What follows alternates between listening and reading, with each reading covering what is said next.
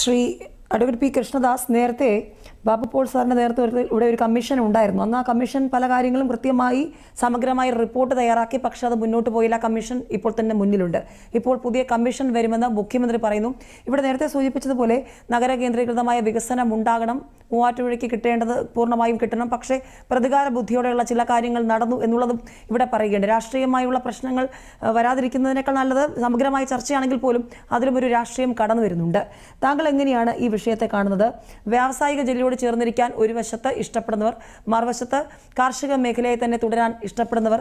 അപ്പോൾ ഇടുക്കി അടക്കമുള്ള ജില്ലകൾ എങ്ങനെ മലയോര മേഖലയെ തുടരുമോ? അങ്ങനെ ഒരുപാട് ചോദ്യങ്ങൾ കൂടി ഉയർന്നു വരുന്നുണ്ട്. അപ്പം ശ്രീ ഷൈജുമോൻ സൂചിപ്പിച്ചതുപോലെ ഇപ്പോൾ എന്താണോ അപര്യാപ്തത, ആ അപര്യാപ്തതകൾ പരിഹരിച്ച് കുറച്ചുകൂടി നല്ല വികസനം ഉണ്ടായാൽ ഈ വിഭജനത്തിലേക്ക് പോകേണ്ട ആവശ്യമില്ല എന്നുള്ള നിർദ്ദേശം കൂടി ഇവിടെ വരികയുണ്ട്. സാർ അതിനെങ്ങനെയാണ് കാണുന്നത്? നമ്മുടെ സംസ്ഥാനത്തെ ത്രിതല പഞ്ചായത്ത് സംവിധാനങ്ങൾ മുതൽ അഡ്മിനിസ്ട്രേറ്റീവ് രംഗത്തുണ്ടാകുന്ന ഏത് എഫക്റ്റീവായ എഫിഷ്യൻ്റായ നടപടിയെയും സ്വാഗതം ചെയ്യേണ്ടതാണ്. നമ്മുടെ സംസ്ഥാനം മാത്രമല്ല, ഏത് സംസ്ഥാനത്താണെങ്കിലും ശ്രീ ഷൈജി സൂചിപ്പിച്ചതുപോലെ ഒരു ജില്ലയുടെ വിഭജനം എന്നുള്ള സാഹചര്യത്തിലേക്ക് വരുമ്പോൾ, അല്ലെങ്കിൽ പുതുതായി രൂപീകരിക്കുന്ന സാഹചര്യം ഉണ്ടാകുമ്പോൾ ഏറ്റവും ചുരുങ്ങിയത് ഒരു 4000-5000 കോടി രൂപ അതിൻ്റെ അഡ്മിനിസ്ട്രേറ്റീവ് രംഗത്തേക്കുള്ള എക്സ്പെൻസിന്റെ ഭാഗമായി വരും.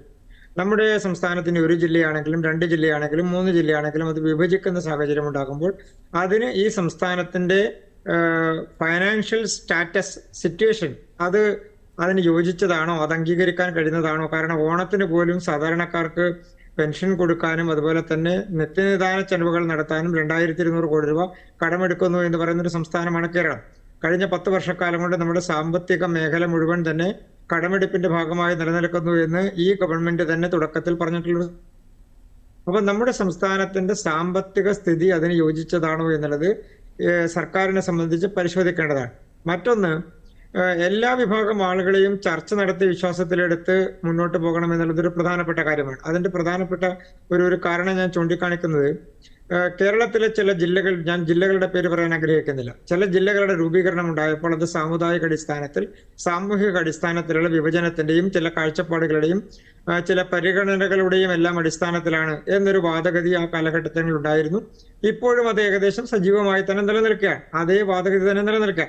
അപ്പോൾ ആ തരത്തിലുള്ള പരിഗണനകൾ, രാഷ്ട്രീയ പരിഗണനകൾ, സാമുദായിക പരിഗണനകൾ, അങ്ങനെയുള്ള പരിഗണനകൾ വെച്ചുകൊണ്ടുള്ള ഒരു സിസ്റ്റത്തിലേക്കാണ് പോകുന്നതെങ്കിൽ നമ്മുടെ അഡ്മിനിസ്ട്രേറ്റീവ് സിസ്റ്റം അതിൽ പരാജയപ്പെടാനുള്ള സാഹചര്യത്തിലേക്ക് മാറും. മറ്റൊന്ന്, നമ്മുടെ രാജ്യത്തെ ശ്രീ ഗോപകുമാർ സാർ സൂചിപ്പിച്ചതുപോലെ ഏതാണ്ട് 95 ലക്ഷം മുതൽ 1 കോടിയിലധികം വരുന്ന ആളുകൾ വരുന്ന ഏകദേശം 10ഓളം വരുന്ന ജില്ലകളുണ്ട് നമ്മുടെ രാജ്യത്ത്. പ്രത്യേകിച്ച് മഹാരാഷ്ട്ര പോലെ, മധ്യപ്രദേശ് പോലെയുള്ള ചില സ്ഥലങ്ങളിൽ, മഹാരാഷ്ട്ര അടക്കമുള്ള സ്ഥലങ്ങളിൽ ആ തരത്തിൽ ജില്ലകളുണ്ട്. ഭൂവിസ്തൃതിയുടെ കാര്യത്തിൽ ഏതാണ്ട് 8 സ്ക്വയർ കിലോമീറ്റർ മുതൽ 42,000 സ്ക്വയർ കിലോമീറ്റർ വരെയുള്ള മേഖല ജില്ലകളിൽ ഉൾപ്പെടുന്ന ജില്ലകൾ നമ്മുടെ രാജ്യത്തുണ്ട്. അപ്പോൾ ജനങ്ങളുടെ ഡെൻസിറ്റി അല്ലെങ്കിൽ ജനങ്ങളുടെ എണ്ണം അനുസരിച്ച്, പോപ്പുലേഷൻ അനുസരിച്ച് വിഭജിക്കപ്പെടുന്നതാണോ അഭികാമ്യമായിട്ടുള്ളത്, അതോ മറ്റേതെങ്കിലും പരിഗണനകൾ വെച്ചുകൊണ്ടാണോ എന്നുള്ളത് സർക്കാർ അതിൽ എന്താണ് നടപടിയെടുക്കുന്നത് നോക്കിക്കണ്ടാൽ മാത്രമേ നമുക്ക് മുന്നോട്ട് പോകാൻ വേണ്ടി കഴിയൂ. ഇവിടെ ഒരു പ്രധാനപ്പെട്ട വിഷയമുള്ളത്, കേരളത്തിൽ പ്രധാനമായും വിഭജിക്കുന്നു എന്ന് ചർച്ചയിലേക്ക് കൊണ്ടുവരാൻ ഈ ഗവൺമെന്റ് ആഗ്രഹിക്കുന്നത് തിരുവനന്തപുരം ജില്ലയും എറണാകുളം ജില്ലയും മലപ്പുറം ജില്ലയും അടക്കമുള്ള ജില്ലകളാണ്. ഇനി മറ്റേതെങ്കിലും ജില്ലകൾ വരുമോ എന്നുള്ളത് ഡീലിമിറ്റേഷൻ കമ്മീഷന്റെ റിപ്പോർട്ടിന്റെ അടിസ്ഥാനത്തിൽ വരട്ടെ. അത് നേരത്തെയും മൂവാറ്റുപുഴ ജില്ലയെ സംബന്ധിച്ച് ശ്രീ നേരത്തെ ലക്ഷ്മി സൂചിപ്പിച്ചതുപോലെ ശ്രീ ബാബു പോൾ അടക്കമുള്ളവരുടെ എല്ലാം റിപ്പോർട്ടുകളുടെ അടിസ്ഥാനത്തിൽ അത് മൂവാറ്റുപുഴ ജില്ല എന്നുള്ളത് പരിഗണനയിൽ ഉണ്ടായിരുന്നൊരു ജില്ല തന്നെയാണ്. ആ ആവശ്യം പലപ്പോഴായി ഉയർന്നിട്ടുള്ളതുമാണ്. പക്ഷേ കേരളത്തിൽ ഈ ജില്ലകൾ കിടക്കുന്ന സമീപ ജില്ലകളുടെ സാഹചര്യം കൂടി ഒന്ന് പരിശോധിക്കണ്ടേ? ഇപ്പൊ തിരുവനന്തപുരം ജില്ലയിൽ ഏകദേശം 40 ലക്ഷത്തോളം ജനങ്ങളാണുള്ളത്. എറണാകുളം ജില്ലയിൽ ഏതാണ്ട് 38 ലക്ഷത്തോളം ആളുകളാണുള്ളത്. മലപ്പുറം ജില്ലയിൽ ഏതാണ്ട് സമാനമായിട്ടുള്ള സംഖ്യയിലേക്ക് എത്തുമോ എന്നുള്ളതൊരു പ്രധാനപ്പെട്ട കാര്യമാണ്. മലപ്പുറം ജില്ലയിൽ ഉള്ള ജനസംഖ്യയും വയനാട് ജനസംഖ്യയും കൂട്ടിച്ചേർത്താൽ കേരളത്തിൽ ഒരു ജില്ല വേണമോ 2 ജില്ല വേണമോ എന്നുള്ളതൊരു പ്രധാനപ്പെട്ട വിഷയമാണ് ഡെൻസിറ്റിയുടെ കാര്യത്തിലാണ്. മറ്റൊന്ന്, എറണാകുളം ജില്ലയോട് ചേർന്ന് കിടക്കുന്ന ഇടുക്കി ജില്ലയുടെ പോപ്പുലേഷനും എറണാകുളം ജില്ലയുടെ പോപ്പുലേഷൻ ചേർത്താൽ അതിന്റെ ചർച്ചയും പ്രധാനപ്പെട്ട ഒരു വിഷയമാണ്. അപ്പൊ നമ്മുടെ ഒരു ജില്ലയുടെ തൊട്ടടുത്ത് കിടക്കുന്ന ജില്ലയുടെ ഡെൻസിറ്റി എന്ന് പറയുന്നത്, അല്ലെങ്കിൽ ടോട്ടൽ പോപ്പുലേഷൻ എന്ന് പറയുന്നത് ഏതാണ്ട് 1/3 മാത്രമേ തൊട്ടടുത്ത ജില്ലയുമായിട്ട് പങ്കുവെക്കുന്നതിലുള്ളൂ. അത് ഇടുക്കി നോക്കിയാലും എറണാകുളം നോക്കിയാലും തിരുവനന്തപുരം നോക്കിയാലും പത്തനംതിട്ട നോക്കിയാലും മലപ്പുറം നോക്കിയാലും വയനാട് നോക്കിയാലും ഒക്കെ അങ്ങനെ തന്നെയാണ്.